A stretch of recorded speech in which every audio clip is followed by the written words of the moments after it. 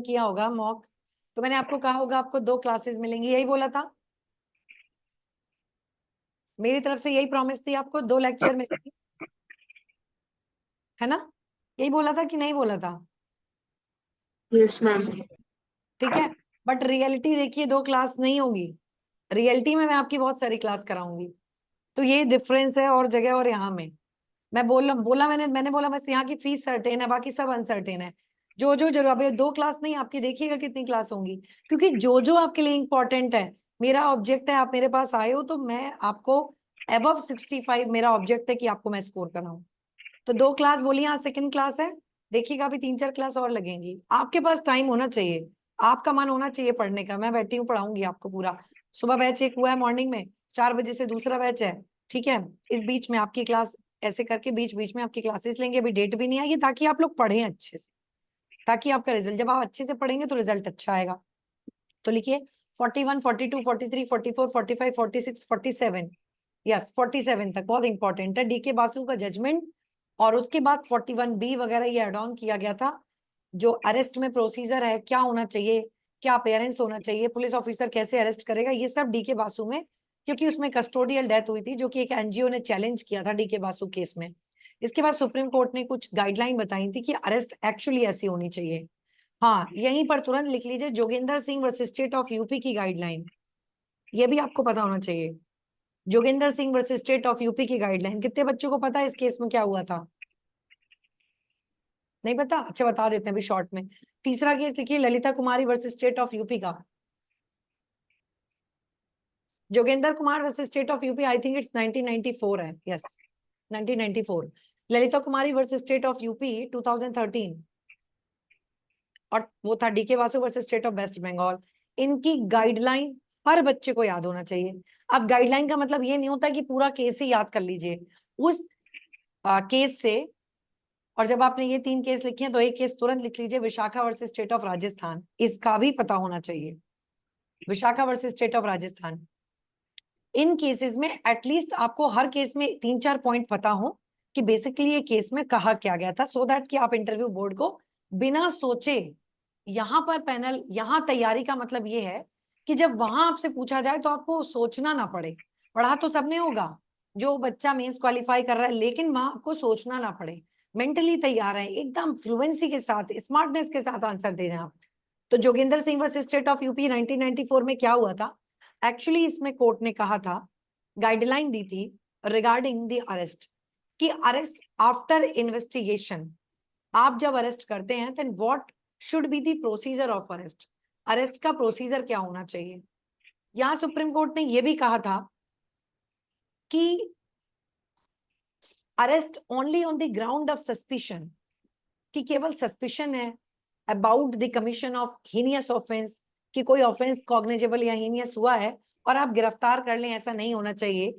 There must be a balance, बहुत बहुत अच्छी बात कही थी, that there must be a balance, balance between right of arrest and right of the person, right of arrest and basic जो human right है, basic fundamental right है, जो guaranteed है आपका अंडर आर्टिकल 21। तो क्योंकि आपके पास 21 भी है, और 21 कहता है क्या, लाइफ कैसे कर्टेल हो सकती है, procedure established by law. Maneka Gandhi versus union of India में क्या कहा, it's not each and every procedure laid down by the parliament, जिससे आप अपनी life and personal liberty curtail कर लें, that procedure must be just fair and reasonable. Again Jogendra Singh के case में सुप्रीम कोर्ट ने यही कहा कि आप अगर किसी को अरेस्ट करते हैं तो बाय अरेस्टिंग आप आर्टिकल 21 को क्या कर रहे हैं, कहीं ना कहीं 21 की जो फ्रीडम है उसको आप स्नैच अवे कर रहे हैं। और आप अगर ऐसा कर रहे हैं तो क्या होना चाहिए, एक रेस्ट, एक रिलेशन होना चाहिए, एक नेक्सस होना चाहिए बिटवीन अरेस्ट करने के राइट में और जिसको अरेस्ट कर रहे हैं उसके फंडामेंटल राइट में। क्लियर है? आप पब्लिक ऑर्डर मेंटेन करना चाहते हैं सोसाइटी में, करिए, लेकिन at the cost of fundamental right नहीं कर सकते, तो वो मेंटेन करिए आप। ललिता कुमारी में क्या कहा गया था, पता होगा आप लोग को, एक लाइन में बता देती हूँ। ललिता कुमारी में कहा था registration of FIR is mandatory. आपके पास कोई कॉग्निजेबल केस आया है, देन उसका रजिस्ट्रेशन इज मैंडेटरी, आप एफआईआर आपको लिखनी पड़ेगी, but arrest is not. FIR लिखी है तो अरेस्ट करिए, ये जरूरी नहीं है। एफआईआर करना मैंडेटरी है, but arrest is not mandatory. लेकिन अरेस्ट करना आपके लिए मैंडेटरी नहीं है, ठीक है।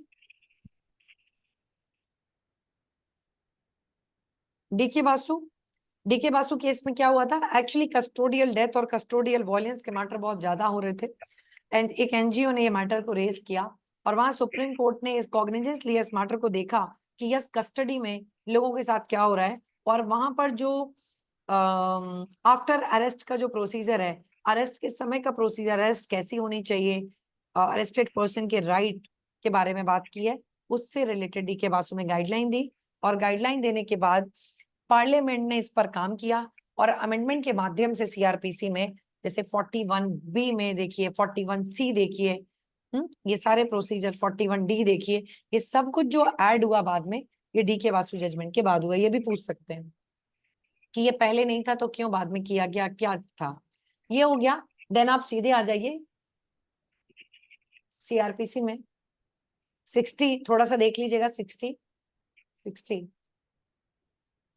देख लीजिए, थोड़ा सा 70 देख लीजिए। रीजन क्या है? आपसे क्वेश्चन ऐसा हो सकता है कि वो मैनर बताइए जहां से आप डॉक्यूमेंट की प्रोडक्शन या इवन किसी व्यक्ति को कोर्ट में प्रोड्यूस करना है तो उसकी प्रोसेस क्या है। मींस इफ कोर्ट वांट, ठीक है, कोर्ट चाहती है या आप चाहते हैं, any person, any party want to produce any person और anything in the court of law, then what are the processes? क्या प्रोसेस है, क्या करेंगे? समन इशू करेंगे 60 में, वारंट इशू करेंगे 70, क्या करेंगे? प्रोक्लेमेशन करेंगे 80 में। तो सम्मन, वारंट, प्रोक्लेमेशन, फिर अटैचमेंट करेंगे, प्रोक्लेम्ड ऑफेंडर डिक्लेयर करेंगे, ये सारी चीजें आपको पता होनी चाहिए। यहाँ बड़ा इंपॉर्टेंट एक क्वेश्चन पूछते हैं कि प्रोक्लेमेशन पब्लिश की जाती है कि इशू की जाती है? कौन बताएगा? जो प्रोक्लेमेशन की पब्लिश की जाती है। पब्लिश, पब्लिश की जाती है। वेरी गुड, ठीक है। तो इस पर डीप क्वेश्चंस होंगे, तो आपको कायदे से पढ़ना है कितने दिनों में प्रोक्लेम्ड ऑफेंडर डिक्लेयर कर दिए, पहले पब्लिश करेंगे, बाद में प्रोक्लेम्ड ऑफेंडर डिक्लेयर करते हैं तो कितने दिन का टाइम दिया जाता है, कब प्रॉपर्टी अटैच होती है, कौन कौन सी प्रॉपर्टी अटैच होती है, कब सेल हो जाएगी, कब आप उसके अगेंस्ट में अप्लाई कर सकते हैं, पिटीशन कब फाइल कर सकते हैं। तो ये आपको पूरा पढ़ना है, 80 से लेकर पूरा 86 तक पढ़ना है। देन आपको 87 भी पढ़ना है, कब इशू करेंगे सम्मन, कब वारंट, कब दोनों कर दिया जाएगा, वारंट केस में सम्मन, सम्मन में वारंट। तो 87 जरूर पढ़िएगा। 87 आप 204 के साथ पढ़ना है आपको, 204 के साथ में, इशू प्रोसेस के साथ में 87 पढ़िएगा, ठीक है। देन आप आ जाइए, आप 125 पढ़िए, बहुत इंपॉर्टेंट है, स्पेशली गर्ल्स से इंपॉर्टेंट है। गर्ल्स, मेंटेनेंस, मेंटेनेंस, और मेंटेनेंस में सारे कॉन्सेप्ट पढ़ने हैं। वाइफ है कि वाइफ्स है, कौन सी वाइफ है, सेक्युलर प्रोविजन है, जस्टिफाई करिए सेक्युलर है, मतलब मुस्लिम विमेन को भी, किसी भी रिलीजन को वो मिलेगा बेनिफिट, ठीक है। किस किस को मिलेगा, इंटरम मेंटेनेंस का कॉन्सेप्ट किस में दिया है, क्या वाइफ अलग रहते हुए क्लेम कर लेगी, ये सब सवाल मुझसे खुद हुए हैं पर्सनली। क्या डाइवोर्स वाइफ, डाइवोर्स के बाद आप ये सब क्लेम कर सकते हैं, जितना अमाउंट एक बार दे दिया तो उसमें क्या ऑल्टरेशन पॉसिबल है। तो 125 को सारे कॉन्सेप्ट जितने आपके पास हैं, वॉइड मैरिज, बादशाह वर्सेस उर्मिला बादशाह, तो बहुत सारे केसेस हैं इसमें, वो सब आपको करने हैं। नेक्स्ट 128, 30, 34, फिर 144, 145 करना है आपको, यस। फिर आप आ जाइए 150, 151, 151 बहुत इंपॉर्टेंट है, बहुत इंपॉर्टेंट है। 150 देन 151, पुलिस की पावर है ना अरेस्ट करने की। 150, 151 बहुत इंपॉर्टेंट। 149 भी देखना है। Then chapter 12 most most important, FIR से क्या समझते हैं, एफआईआर क्या होती है, what is the object behind launching of the FIR, object क्या है, क्यों लॉन्च करते हैं एफआईआर भाई, ये पूछेंगे आपसे।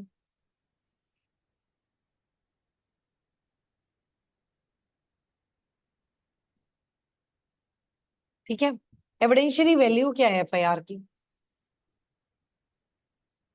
क्या एफआईआर प्रिविलेज डॉक्यूमेंट है? क्रॉस एफआईआर क्या है? जीरो एफआईआर क्या है? क्रॉस एफआईआर क्या है? जीरो एफआईआर क्या है? एंटी टाइम एफआईआर क्या है? तो ये सारे कॉन्सेप्ट हैं। ई एफआईआर क्या है? सब पता होना चाहिए। एफआईआर की एविडेंशियरी वैल्यू, ठीक है। एफआईआर में लिखाए हुए जो स्टेटमेंट है उनका यूज 162 सीआरपीसी के साथ कनेक्ट करके पूछा जाएगा आपसे।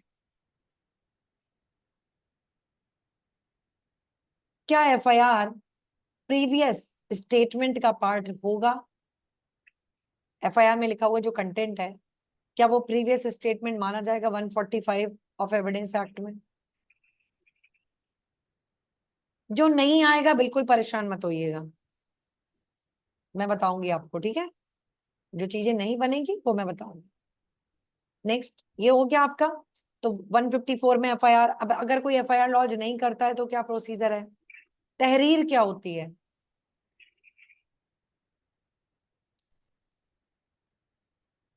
वन 154 हो गया, 155, 156 अकरेंस रिपोर्ट। तहरीर क्या होती है? फिर अकरेंस रिपोर्ट क्या है? 157 अकरेंस रिपोर्ट। देन 159, 156 थोड़ा थोड़ा देख लीजिएगा। 157 बहुत इंपॉर्टेंट है। 159 से भी अच्छे जवाब देंगे तो 159 तक भी जाएंगे वो आपके पास। 160 मोस्ट इंपॉर्टेंट, फिर से कॉल करने की पावर। 160, 161 में क्या क्या पूछे जा सकते हैं, इस पर डिटेल क्वेश्चन हो सकते हैं, अच्छे सवाल हो सकते हैं आपसे। 162 क्योंकि बार लगाता है, जो भी सवाल पूछे गए हैं बुलाकर। तो 160, 161, 162 अगेन डिटेल्ड पढ़ना है, ठीक है। उनका यूज कहाँ हो सकता है, इसके एक्सेप्शंस क्या क्या हैं? ओमिशन, साइलेंट, जिन सवालों का जवाब नहीं दिया है क्या वो भी किस हद तक? तो 162 में जितना मैटर है आपके पास आप पढ़िए, ठीक है। इसमें तहसीलदार वर्सेस स्टेट ऑफ यूपी का जजमेंट है, बड़ा अच्छा। ठीक, फिर 164 most important, confession. Confession and other statement, अगर आप पढ़ेंगे 164 याद होगा आप लोग को। जैसे देखिए मेरे सामने बेयर एक्ट नहीं है, and even without bare act बस मैं ऐसे ऐसे ऐसे करके मुझे याद आएगा इसमें ये है, ये है। ये इसलिए नहीं क्योंकि मैं पढ़ाती हूँ, ये इसलिए क्योंकि मैंने ये स्टेज फेस की है जिसमें आप अभी हैं। मुझे जरूरत नहीं है बेयर एक्ट की, मुझे पता है। इसके बाद मैं ये पढ़ती थी, 164 इस पेज पर है, 167 यहाँ से स्टार्ट होता है जो बेयर एक्ट मेरे पास था।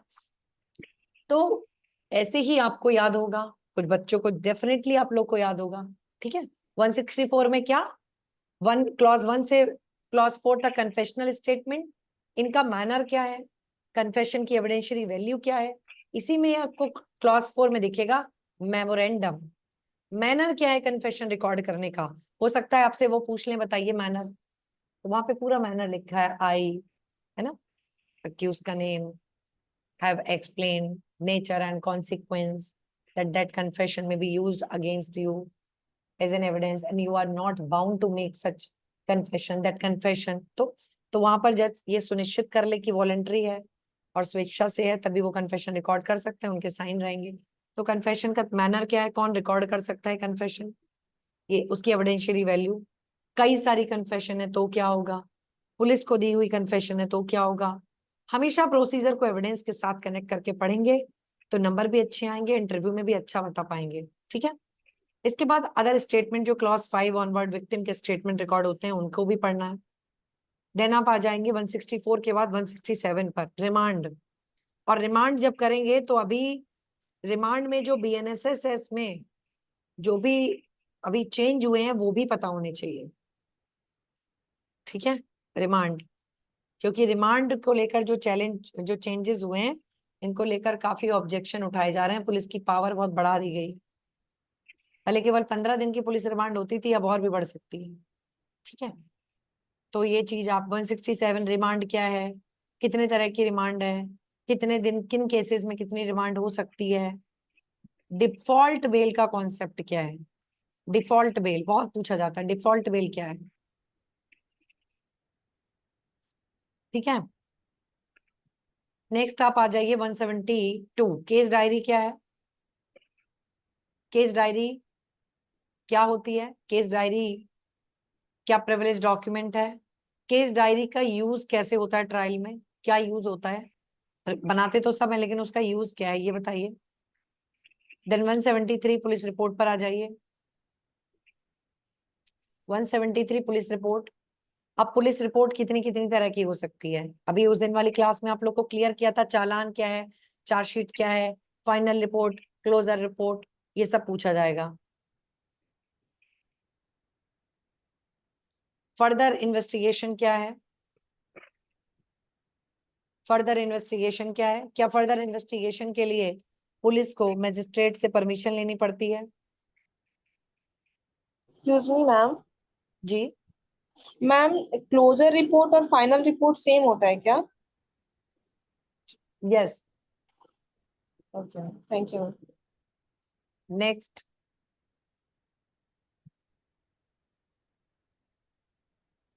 क्लोजर रिपोर्ट हो गया, सॉरी फर्दर इन्वेस्टिगेशन की परमिशन हो गई।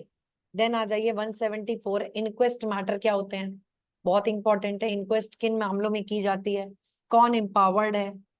ये बहुत इंपॉर्टेंट है। इंक्वेस्ट 174। तो 174 175 इसके लिए बनाया गया है, वो सम्मन वगैरह किया जाता है विटनेस का। And 176 again important, inquiry, judicial inquiry.